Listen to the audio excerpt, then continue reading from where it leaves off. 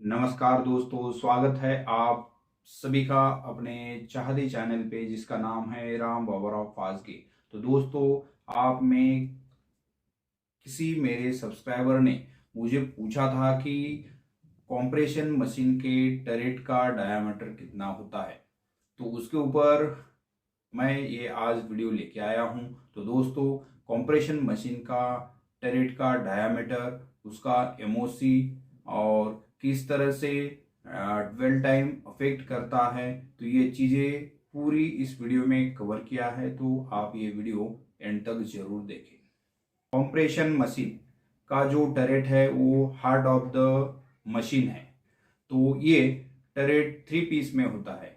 अपर होता है, first part होता है उसका अपर पंच के लिए, दूसरा पार्ट होता है डाइटेबल और थर्ड पार्ट होता है उसका लोअर पंचेस के लिए।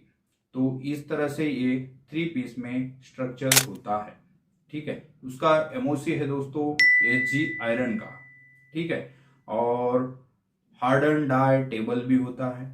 ठीक है, तो ये टरेट का डायमीटर किस तरह से काउंट करते हैं, तो दोस्तों फर्स्ट वर्ड आता है PCD, pitch circle diameter. Pitch circle diameter क्या होता है? वो वो होता है distance from centre of the one die. आपका समझ लो 51 स्टेशन का ये टरेट है। आपने समझ लो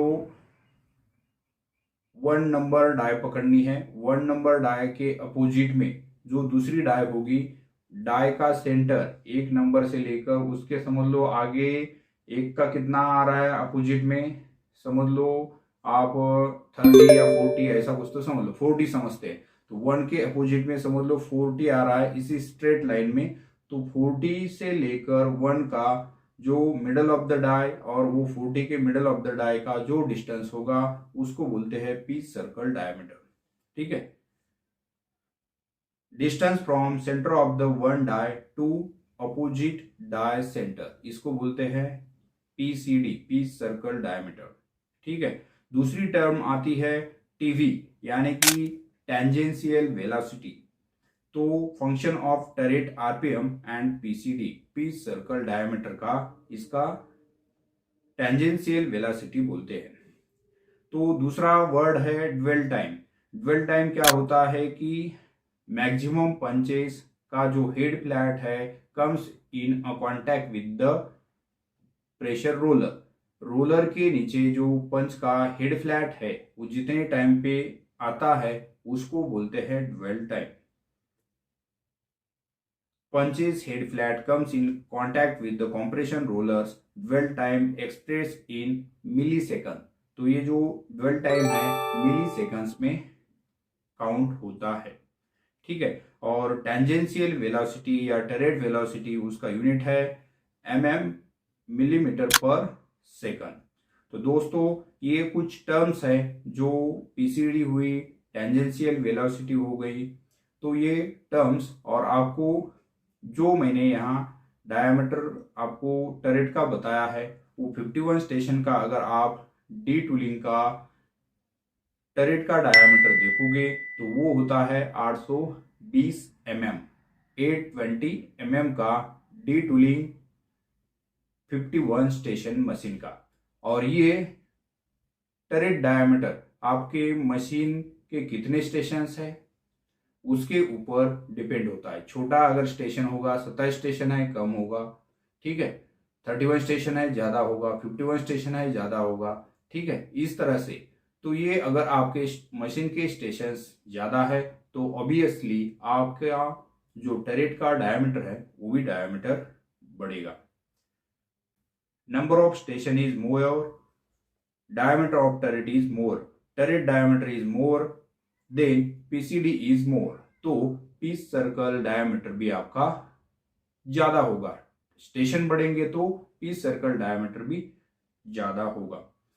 ड्वेल टाइम का और एक टर्म है longer the head flat longer the dwell time. अगर आपका पंच का हेड फ्लैट, जो पंच का हेड है उसका हेड फ्लैट ज्यादा है तो आपका ड्वेल टाइम भी बढ़ेगा। अगर आप टरेट का आरपीएम कम करते हो तो आपका ड्वेल टाइम बढ़ जाएगा। तो दोस्तों ड्यूअल टाइम का फॉर्मूला है punch head flat dimension divided by टरेट टेंजेंशियल वेलोसिटी। ये ड्यूअल टाइम का फॉर्मूला है। और दूसरी बात कि दोस्तों टरेट के ऊपर ड्यूअल टाइम के ऊपर ऑलरेडी मैंने वीडियो बना चुका हूं, तो उसकी लिंक आपको आई बटन में दे दूंगा, तो आप वो वीडियो जरूर देख सकते हैं।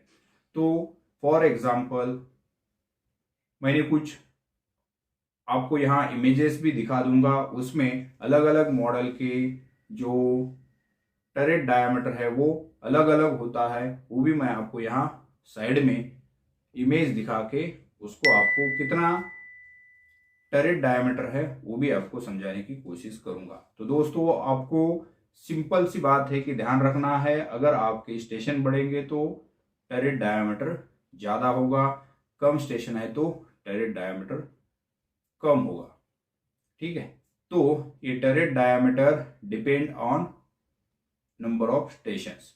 तो फॉर एग्जांपल आपको ध्यान रखना है 51 डी टूलिंग का 820 का टरेट डायमीटर होता है, और इसको कैलकुलेट करने के लिए पीसीडी यूज करते हैं, पीस सर्कल डायमीटर। तो ये टर्म्स है दोस्तों, आपने पूछा था, इसके लिए ये वीडियो खास उनके लिए जो पर्सन्स कॉम्प्रेशन में काम करते हैं। बहुत दिनों से मैं ये वीडियो बना नहीं पा रहा था, तो इंफॉर्मेशन कलेक्ट करके आज ये इंफॉर्मेशन पूरी मिली, तो इसके ऊपर मैंने ये आपकी सेवा के लिए ये वीडियो बनाया है। तो होप दोस्तों कि ये कंटेंट आपको अच्छा लगा होगा, तो प्लीज़ लाइक कर देना, साथ ही साथ चैनल को सब्सक्राइब करना मत भूलिए। और दोस्तों अपने चैनल को विजिट करते रहना, वीडियो देखते रहना, ताकि आपके सपोर्ट की हमें बहुत ज़रूरत है। तो दोस्तों इस ईयर में 2025 में मैंने टारगेट किया है कि किसी भी हालत में राम बाबराव फाजगे इस चैनल को 100K सब्सक्राइबर्स चाहिए। तो दोस्तों आपके सपोर्ट की बहुत आवश्यकता है।